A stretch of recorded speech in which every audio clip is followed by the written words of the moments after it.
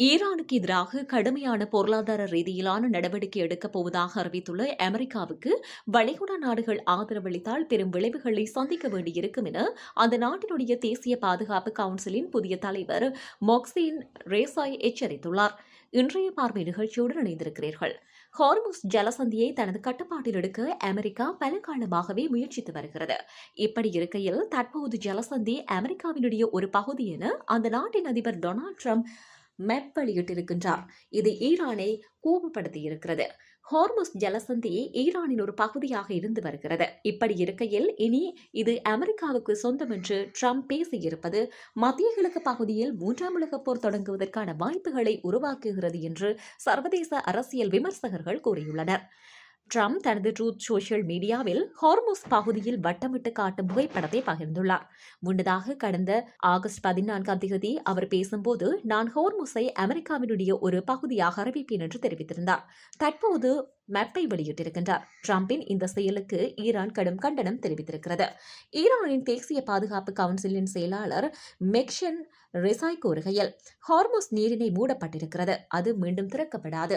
Washington தனது போக்கை மாற்றிக்கொண்டு தனது கடமைகளை நிறைவேற்றினால் மாத்திரமே நிலைமை மாறும் என்று தெரிவித்திருக்கின்றார். ஈரானின் துணை வெளியுறவுத்துறை அமைச்சர் ஹாசிம் கரிபாபடி கூறுகையில், ஹார்முஸ் நீரிணையை டுவீட் மூலமாகவோ அல்லது அறிவிப்பு மூலமாகவோ யாரும் கைப்பற்றிவிட முடியாது என கூறியுள்ளார். ட்ரம்பின் இந்த அறிவிப்புக்கு பதிலடி கொடுக்கும் விதமாக ஹைதராபாத்தில் உள்ள ஈரான் தூதரகம் அமெரிக்காவினுடைய கலிபோர்னியாவின் வரைபடத்தை ஷேர் செய்து இனி கலிபோர்னியா ஈரானின் ஒரு பகுதி என்று கிண்டலாக பதிவிட்டிருக்கிறது.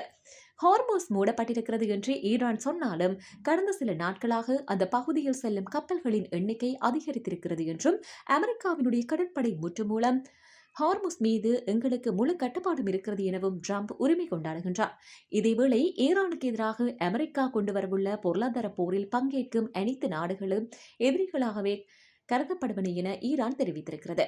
ஈரானை பொருளாதார ரீதியாக தனிமைப்படுத்தும் நடவடிக்கையில் இணையுமாறு அமெரிக்க ஜனாதிபதி டொனால்டு டிரம்ப் நட்பு நாடுகளை வலியுறுத்தி வருகின்றார். அதே நேரம் ஈரானுக்கு எதிரான அமெரிக்காவின் போர் 6 மாத காலத்தை நெருங்கி வருகிறது. இந்த நிலையில் ஈரானின் உயர்நிலை தேசிய பாதுகாப்பு கவுன்சில் தலைவர் மொக்ஷன் ரிசாய் அரசு தொலைக்காட்சியில் பேசிய போது, அமெரிக்காவினுடைய பொருளாதார போரில் இணைய வேண்டாம் என அனைத்து நாடுகளுக்கும் நாங்கள் அறிவிக்கின்றோம். ஈரானுக்கு எதிராக பொருளாதார தடை நடவடிக்கையில் ஈடுபடும் எந்தவொரு நாடும் எதிரியாகவே கருதப்படும். சம்பந்தப்பட்ட நாடுகள் அமெரிக்காவிடமிருந்து விலக மறுத்தால் ஈரான் அவர்களை மோசமாக நடத்தும். நீங்கள் இதுவரை அமெரிக்காவின் எந்தவொரு பொருளாதார கட்டுமானங்களையும் நாக்கவில்லை. இந்த போரில் ஈரான் கையாளுவதற்கு இன்னும் பல உத்திகள் உள்ளன. இதுவரை நாங்கள் ராணுவ தளங்களை மட்டுமே குறிவைத்து தாக்குதல் நடத்தினோம். ஆனால் அவர்கள் எங்களின் மீது பொருளாதார தடை விதிக்க விரும்பினால் ஈரானை சுற்றியும் மற்றும் பிற இடங்களிலும் அமெரிக்காவினுடைய எண்ணெய் மற்றும் பொருளாதார நிறுவனங்கள் உள்ளன. நாங்கள் அவற்றின் மீது தாக்குதல் நடத்துவோம். எங்களுடைய எதிர்வினை ஒரு நிலநடுக்கத்தை போன்று இருக்கும் என அவர் எச்சரிக்கை விதத்தில் பேசினார். ஈரானின் முக்கிய நட்பு நாடான சீனா உட்பட பல நாடுகளையும் பொருளாதார ரீதியாக தனிமைப்படுத்தும் நடவடிக்கையில் இணையுமாறு அமெரிக்கா அழைத்துள்ளது. ஆனால் அமெரிக்காவின் தடையால் இந்த மோதலை தீர்க்க முடியாது என சீனா விமர்சித்துள்ளது.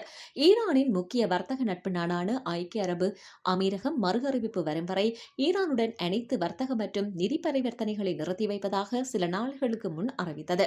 இதனிடையே பாகிஸ்தான் ராணுவ தளபதி அசீம் முனீர் தலைமையிலான பாகிஸ்தான் அதிகாரிகள் குழு ஈரானுக்கு இன்று திங்கட்கிழமை சுற்றுப்பயணமாக வரவுள்ளது.